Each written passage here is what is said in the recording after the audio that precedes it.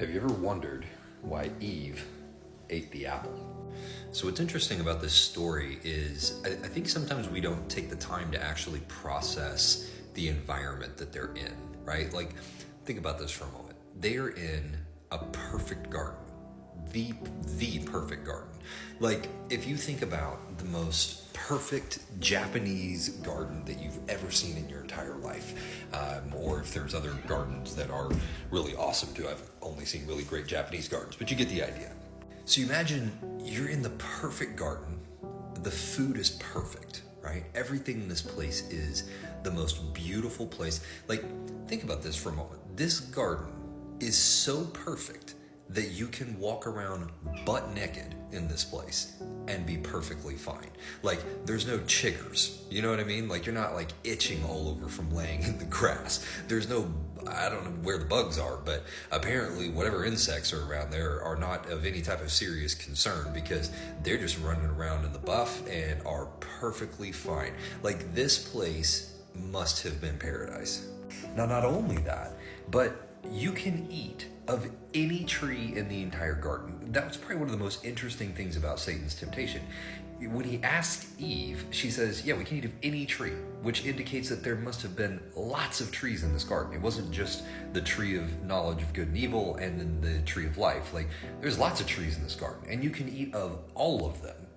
So why did she decide that she had to eat of the one tree you're not supposed to eat of?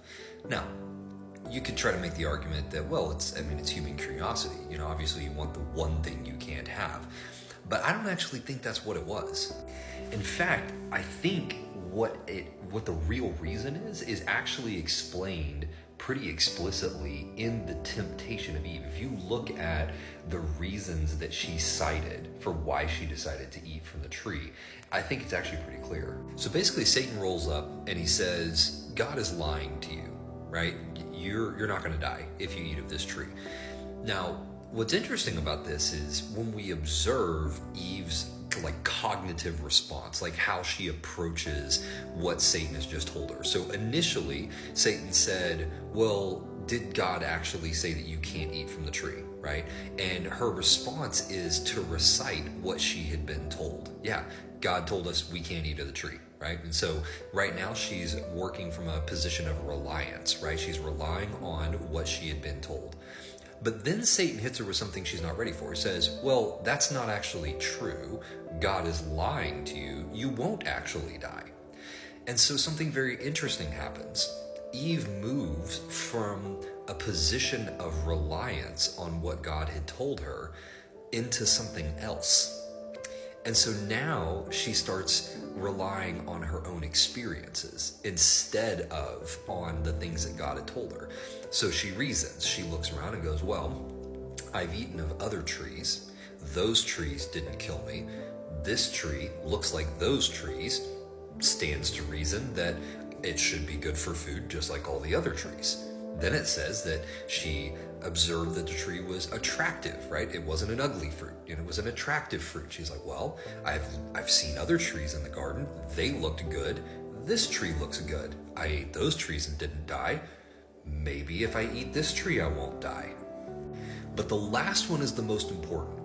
It says she observed that it had the ability to make one wise. Now, what possible reason could Eve have for needing to be wise?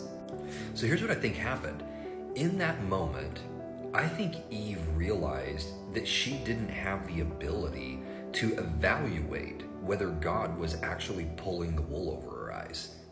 Like, stop and think about this for a minute. So Satan basically starts out with, asking her a question that's an easy question, and she has an answer because it's the answer that God gave her.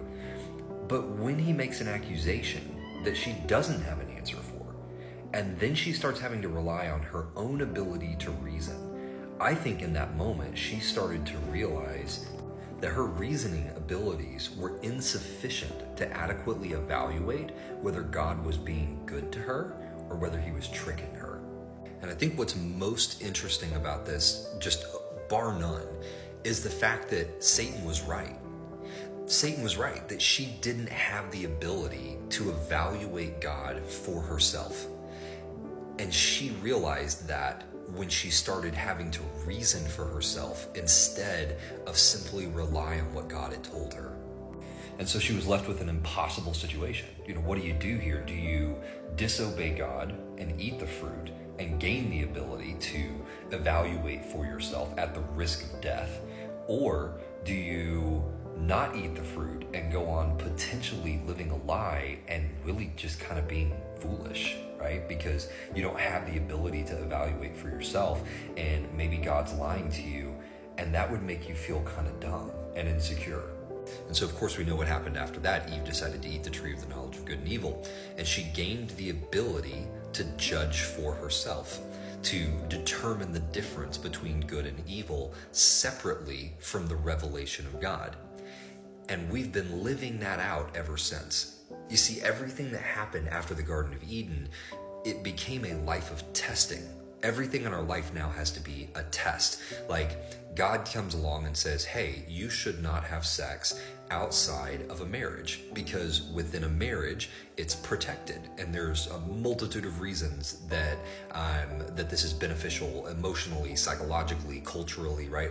So much data that we can lay out that says that this really is the best way to do this. But we, on the other hand, because we ate from the tree of the knowledge of good and evil, we feel the need to adjudicate for ourselves. We have to judge for ourselves separately from the revelation of God. And so we go and we test it for ourselves. But that process of testing, in most cases, just brings death into our life. It brings all kinds of chaos. People go out and say, okay, I'm just going to sleep around and not follow the way that God laid this thing out. And they end up with broken hearts, emotional damage. They end up with unwanted pregnancies, with STDs. All kinds of chaos is brought into their lives simply because they felt the need to test instead of just to listen. I think probably one of the greatest consequences of Adam and Eve's sin wasn't just sin entering into the world, it was the reformatting of how we engage this world, transitioning from hearing from the Creator who made everything, knows how everything works, and is willing to share with us through revelation how to get the very best outcome out of everything that there is in this life, because He's the one that made it. Instead of relying on revelation from Him, we feel like we have to go out and test everything ourselves, and we test it at our own expense. And the really ironic thing is that our tendency is actually still the same as Eve's. You see, when we go and we read the Word and it says this is how we should do things, instead of going and testing what we read in the Word by going, okay, I'm going to follow what this book says and see what types of benefits I derive. Instead, we go, oh, I'm not going to, I'm not going to live by this oppressive regime, this man-made thing. I'm going to go put all these other different ways of living to the test, right? I'm going to go sleep around and do drugs and drink and take advantage of life and everything else. I'm going to put all of that to the test and see if that brings me happiness. And we have to go out and go through all the pain of putting to the test all of the natural things before we get the clue and go, you know what? Maybe we should test the things that God said. Maybe we should do this the other way around. Maybe it'd be smarter to test the Creator's method instead of the method that we came up with in all of our 20, 30, or 40 years worth of wisdom, right? Maybe it would be smarter to test what the Creator said first instead of doing it the other way around. But it's built into us that this was the sin of Adam and Eve, and that one moment of transitioning from reliance on revelation from the one who made all of this to reliance on testing and evaluating for ourselves, that simple shift has been rewritten into our DNA, and that is our most base tendency, and that's the thing that we have to fight against.